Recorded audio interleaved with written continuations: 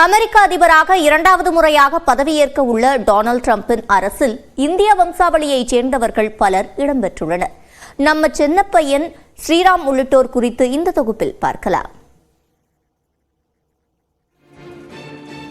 இந்தியாவை பூர்வீகமாக கொண்ட ஹர்மித் திலான் அமெரிக்க அரசின் உதவி அட்டர்னி ஜெனரலாக நியமிக்கப்பட்டுள்ளார். பஞ்சாபின் சண்டிகரை பூர்வீகமாக கொண்டவர் ஹர்மித் திலான். சிறு வயதிலேயே அமெரிக்காவிற்கு குடிபெயர்ந்து விட்ட திலான் அங்கு டார்ட்மவுத் கல்லூரி மற்றும் வெர்ஜீனியா சட்ட பல்கலைக்கழகத்தில் பட்டம் பெற்றார். பல்வேறு சட்ட நிறுவனங்களில் பணிபுரிந்த திலான் டிரம்பின் தீவிர ஆதரவாளர்.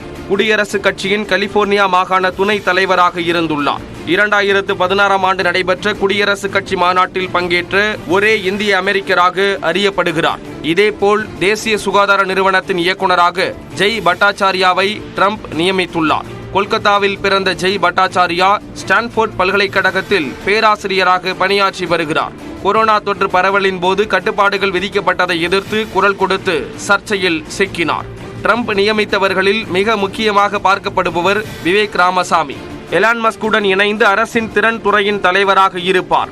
39 வயதான விவேக் ராமசாமி உயிரி தொழில்நுட்ப தொழிலதிபர், எழுத்தாளர், அரசியல் நோக்கர் என பல முகங்களை கொண்டவர். 1970 ஆண்டில் கேரளாவிலிருந்து அமெரிக்காவிற்கு குடிபெயர்ந்தனர் விவேக் ராமசாமியின் பெற்றோர். தேசிய புலனாய்வு துறையின் இயக்குநராக பொறுப்பேற்க உள்ளார் துளசி கபாட். அமெரிக்க நாடாளுமன்ற உறுப்பினரான முதல் இந்து பெண் என்ற பெருமையை பெற்றவர். ராணுவ அதிகாரியான கபாட் மேற்காசியா மற்றும் ஆப்பிரிக்க நாடுகளில் அமைதி பணியை மேற்கொண்டவர். நியூயார்க் டைம்ஸ் பத்திரிகையால் சிறந்த எழுத்தாளர் என்று வர்ணிக்கப்பட்டவர். ஜனநாயக கட்சியிலிருந்து 3 முறை நாடாளுமன்றத்திற்கு தேர்வு செய்யப்பட்ட கபாட் கடந்த ஆண்டு குடியரசுக் கட்சியில் இணைந்து தேர்தலை சந்தித்தார். சென்னையைச் சேர்ந்த அமெரிக்க தொழிலதிபர் ஸ்ரீராம் கிருஷ்ணன் செயற்கை நுண்ணறிவு தொழில்நுட்பத்துக்கான வெள்ளை மாளிகையின் மூத்த ஆலோசகராக நியமிக்கப்பட்டுள்ளார். ஸ்ரீராம் கிருஷ்ணன் சென்னையில் பிறந்தவர். காட்டங்குளத்தூர் SRM கல்லூரியில் பிடெக் இளநிலை படிப்பை முடித்துள்ளார். படிப்பு முடிந்த சில நாட்களிலேயே அமெரிக்கா சென்று மைக்ரோசாப்ட் நிறுவனத்தில் தனது 21 வயதிலேயே பணியாற்றினார். இதனைத் தொடர்ந்து யாஹூ, ஃபேஸ்புக், ட்விட்டர் உள்ளிட்ட பல்வேறு முன்னணி நிறுவனங்களிலும் பணியாற்றியுள்ளார்.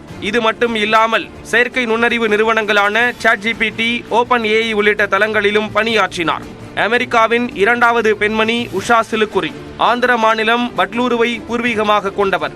1970 ஆண்டுகளில் அமெரிக்காவின் கலிபோர்னியா மாகாணத்தில் உள்ள சாண்டியாகோவுக்கு உஷா சிலுக்குரியின் குடும்பம் குடிபெயர்ந்தது. சாண்டியாகோவிலேயே பிறந்து வளர்ந்த உஷா ஏல் பல்கலைக்கழகத்தில் வரலாற்றில் இளங்கலை பட்டமும், கேம்பிரிட்ஜ் பல்கலைக்கழகத்தில் முதுகலை தத்துவ பட்டமும் பெற்றவர். உஷாவின் கணவர் ஜேடி வான்ஸ் துணை அதிபராக பதவியேற்க உள்ளார். இது தவிர ராஜா கிருஷ்ணமூர்த்தி, அமி பெரா, ரோ கண்ணா, ஸ்ரீ தனேகர், பிரமிளா ஜெயபால், சுகா சுப்பிரமணியம் ஆகிய 6 இந்திய வம்சாவளியினரும் அமெரிக்க நாடாளுமன்றத்தில் இடம்பெற்றிருக்கிறார்கள்.